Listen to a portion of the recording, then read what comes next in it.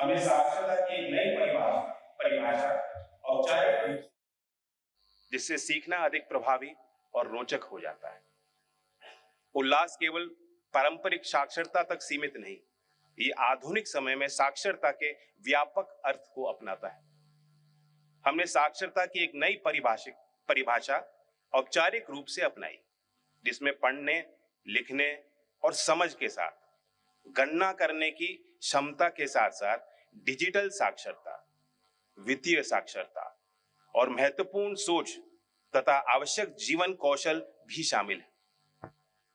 ये विस्तारित परिभाषा मान्यता देती है कि आधुनिक युग में साक्षर होने का अर्थ है डिजिटल दुनिया में पूरी तरह से भाग लेना, वित्तीय संसाधनों को समझना, प्रबंधित करना और हमारे चारों ओर की जानकारी का विश्लेषण करने में सक्षम होना। अंतर्राष्ट्रीय साक्षरता दिवस के इस अवसर पर हमें याद रखना चाहिए कि हमारे प्रयास एक वैश्विक मिशन का हिस्सा है। यूनेस्को के सहयोग से हम अंतर्राष्ट्रीय मानकों और लक्ष्यों के साथ तालमेल बैठाते हुए एक ऐसी दुनिया का दिशा में काम कर रहे हैं जहां प्रत्येक व्यक्ति को शिक्षा का अधिकार और अपनी पूरी क्षमता तक पहुंचने का अवसर मिले। साक्षरता केवल एक राष्ट्रीय प्राथमिकता नहीं, ये एक वैश्विक अनिवार्यता है जिसका भविष्य पर दूरगामी प्रभाव होगा। मैं सभी राज्यों और केंद्र शासित प्रदेशों से अनुरोध करता हूं कि वे उल्लास पहल को पूरी तरह से अपनाएं। 2030 तक पूर्ण साक्षरता प्राप्त करने के लक्ष्य की दिशा में अधिक प्रयास करें।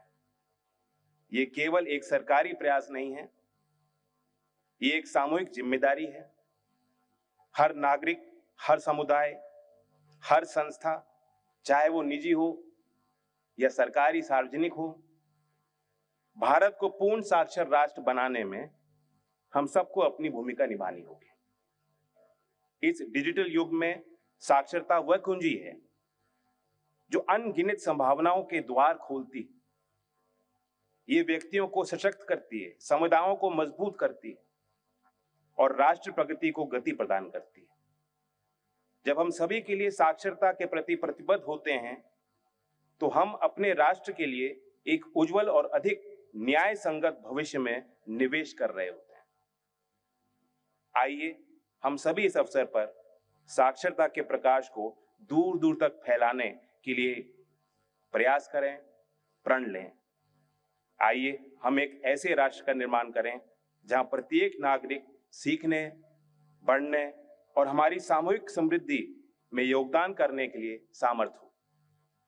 दृढ़ संकल्प और समर्पण के साथ हम 2047 की विकसित भारत के सपने को साकार कर सकते हैं। एक पूर्ण डिजिटल साक्षर और जन जन साक्षर भारत का निर्माण कर सकते हैं। धन्यवाद। Honorable Minister of State for Education, Independent Charge, Skill Development, Shri Jayant Chaudhary बहुत बड़ी विरासत के धनी हैं।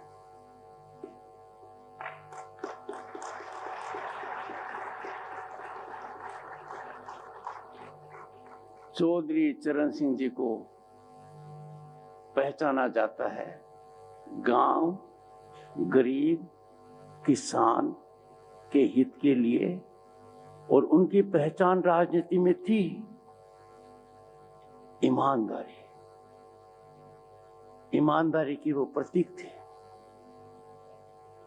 मेरा परम सौभाग्य रहा कि मैं उनके एक बार दर्शन कर पाया।